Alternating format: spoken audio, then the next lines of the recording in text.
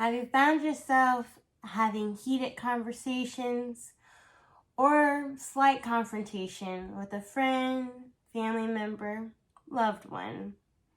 And instead of you wanting to be right or having this normal stubbornness or defensiveness, you're really just trying to figure out what they're so upset about, because your desire is to come up with a solution where you can both be happy, because you don't want to fight anymore. Well, my friend, I think your ego might be dying.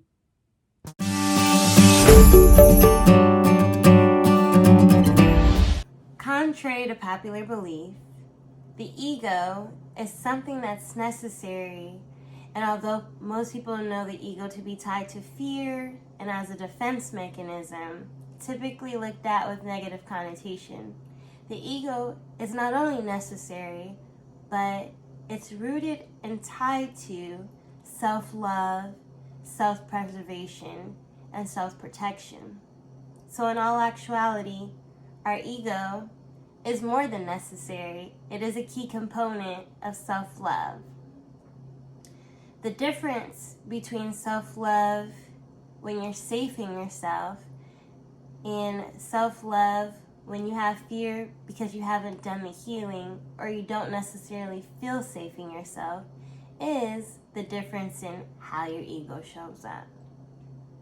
Now, as you begin or you're going along your spiritual awakening journey, in your body, in your auric center, and your vibration begins to raise, and you begin to do the work and the healing on yourself, you by default become what we in the spiritual community like to think of or say is more safe in yourself.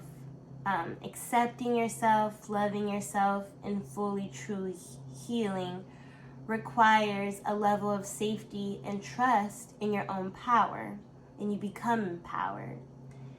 By default, as you become more safe in yourself and you become more empowered, you begin to have less fear. So, when you find yourself in these situations that are somewhat confrontational or uncomfortable or what you're used to being argumentative, you react differently.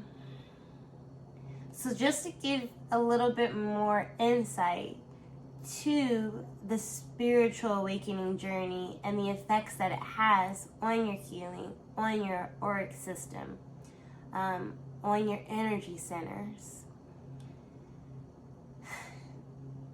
Your heart chakra, which is located at the center of your chest, and don't worry because I do have another video coming out in a couple weeks that go into detail, really a series that goes into details about all of the different chakras. But just for the sake of this video, follow me. The heart chakra, which is the center chakra and the center of all your energy centers and the driver really of your spiritual awakening and your ascension process. Because as we've talked about, to spiritually awaken and to truly raise your vibration and your spiritual consciousness means to come into this realization that we are all one, and whatever happens to one happens to us all. And if we heal ourselves, we heal everyone else. And if we love ourselves, we love everyone else, and vice versa. If we love others, we love ourselves. That being the case, a big, really significant aspect of that journey is the work that we do on our heart chakra, on our center. And with that work, as we do the healing, as we face the shadows and the parts that are most uncomfortable or that we're most ashamed of, or maybe that we struggled the most with and didn't want to look at, but now that it's illuminated because of this awakening, we look at it, we focus on it, we accept it, we love it, we heal it, we transmute it to pure love, pure light. As we do that work, our heart chakras expand, they blossom, they grow. A lot of times even giving us physical sensations in our chest and in our heart, or actual physical heart symptoms.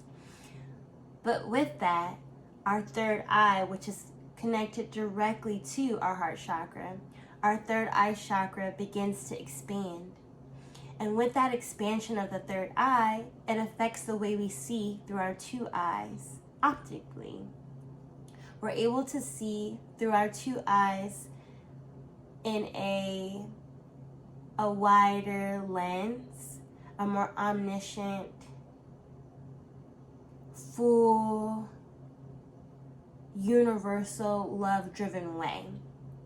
So in those situations where you find confrontation, where you find maybe a little bit of disagreement or unbalanced emotion, maybe negative or uncomfortable, painful emotions with other people, because our heart is open and we're filled with compassion, we're being filled with that love, we're being driven by the higher level of consciousness, the higher level of awareness, the higher level of universal love and love for the other person with whom we're conversing or maybe having that confrontation with.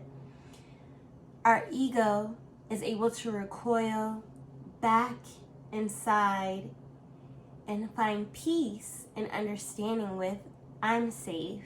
And even if I'm not safe, they're not safe.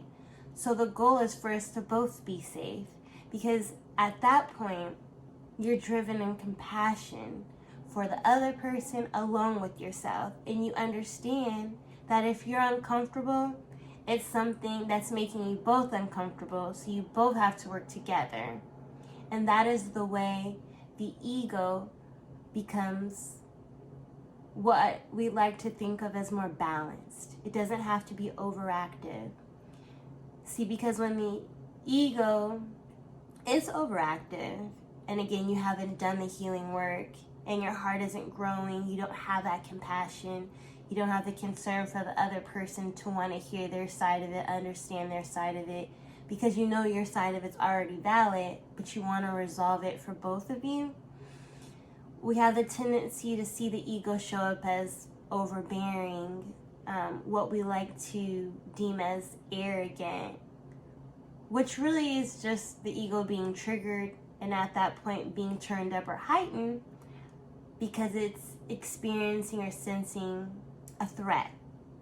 But again, once that heart starts to open up and grow and you get to push out and emit divine love and receive divine love and have a greater understanding, greater compassion for all those you communicate and engage with in an energetic way, including the people you don't always see eye to eye with, your ego can temper itself because it feels safe in itself, and it feels safer because you have the greater understanding of the bigger picture, a greater understanding of what the other person's going through and what you're going through, allowing your ego to quote unquote die.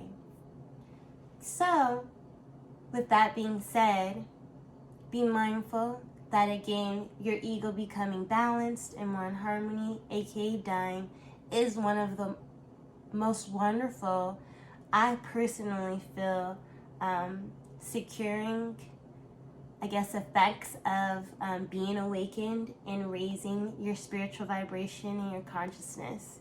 So as we strive to do that together, and as I strive to do that on my own spiritual awakening journey, I encourage you to come back next week and stick with me for more tips, more tricks, and more information on my experience, on my spiritual awakening journey through faith. I'll see you guys back here next time. Thanks.